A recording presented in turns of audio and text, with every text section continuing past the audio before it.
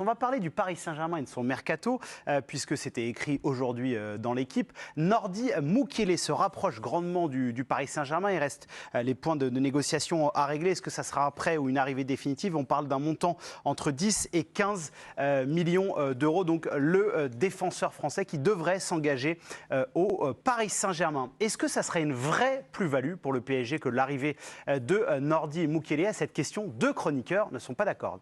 Duel, jingle.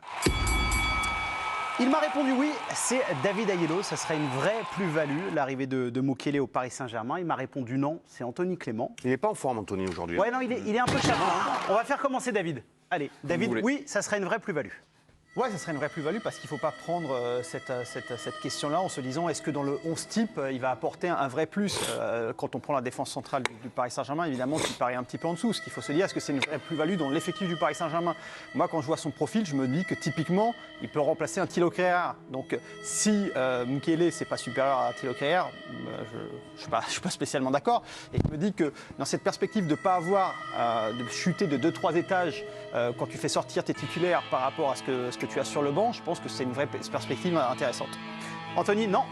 Justement, on n'est déjà pas trop d'accord sur la notion de vraie plus-value. Pour moi, une vraie plus-value, ça doit pouvoir s'intégrer dans le 11 et jouer un vrai rôle, ce qui n'est pas le cas de Mukiele, parce que comme tu l'as dit, il est un peu en dessous d'Hakimi s'il joue à droite et de Marquinhos s'il joue dans l'axe.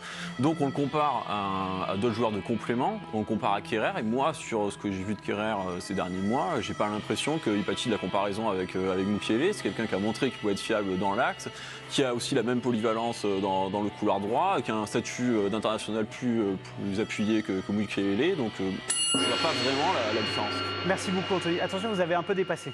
Je suis désolé, je ne vous mets pas un jaune tout de suite. Je vous présente mes excuses. Mais il n'y a aucun problème. Donc si vous avez été convaincu par David qui pense que c'est une vraie plus-value, l'arrivée de Mukiele au Paris Saint-Germain, vous votez pour David. Si c'est non, vous votez pour Anthony Clément. Arbitrage du président Didot. Alors, arbitrage, je pense qu'on est tous d'accord pour dire que Mukiele ne vient pas en tant que titulaire indiscutable. Et là que a priori, vous ne prenez pas de risque, c'est sûr. C'est là que je voulais voir un petit peu les arguments de David, et je vais dans son sens parce que pour étoffer un groupe, je pense que c'est vraiment une plus-value d'avoir Mukiele dans ton groupe par rapport à l'effectif de l'an passé. Je pense qu'il va moins déteindre, et d'avoir un international français qui revient dans le club qui survole le championnat. Je pense que voilà, mon point est pour David. Et c'est international français avec une sélection. Ouais, mais c'est un vrai international français quand même, de temps déplaise. C'est un vrai plus, et je préfère le voir au Paris Saint-Germain qu'à l'étranger. Je suis content qu'il revienne. On rappelle qu'il lui reste une année de contrat à Leipzig. Il devait peut-être partir à l'Atlético de Madrid l'hiver dernier. Et sa sélection, c'est 23 minutes face à la Finlande. Il avait remplacé Léo Dubois. Voilà, on va prendre la température de Nordi Mukiele, mais vu d'Allemagne, c'est Alexis Menuge qui suit le championnat allemand pour le journal de l'équipe. Qu'est-ce qu'en pensent les Allemands de Nordi Mukiele? Le RB Leipzig ne retiendra pas Nordi Mukiele coûte que coûte, sachant qu'au bout de 4 saisons au sein du club allemand, eh bien, l'ancien Montpellierin n'a jamais véritablement convaincu sur la durée.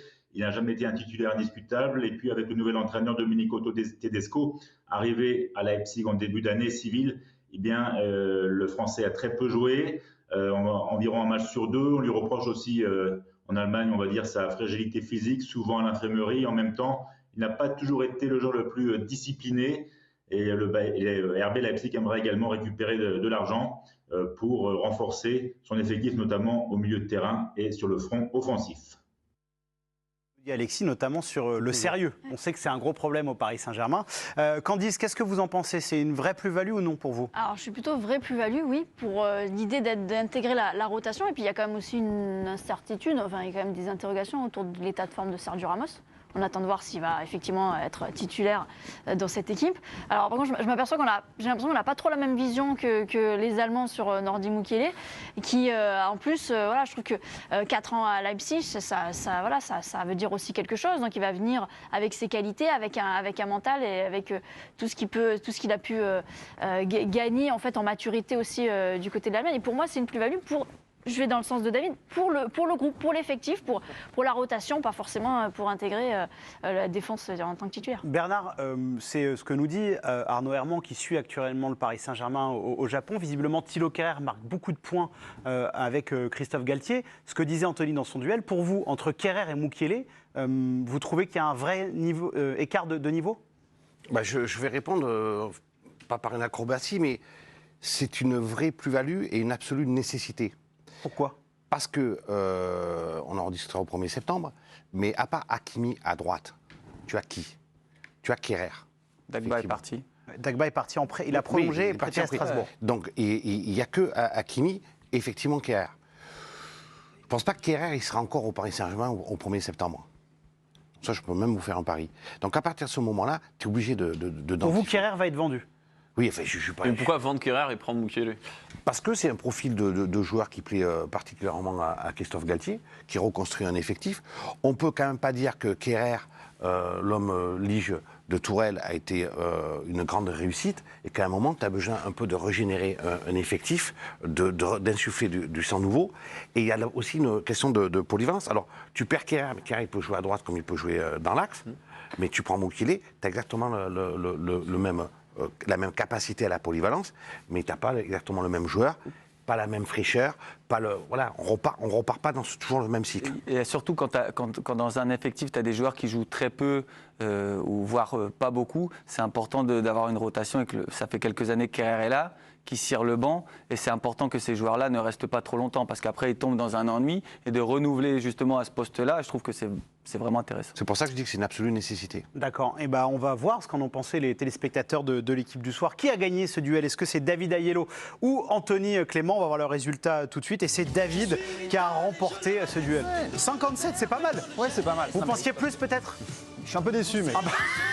Quelle arrogance. Non, mais il a raison, parce que Anthony Clément, là, mon petit partenaire à droite, la tentative de suicide, je pensais qu'il allait s'immoler par dessus. Allez, on va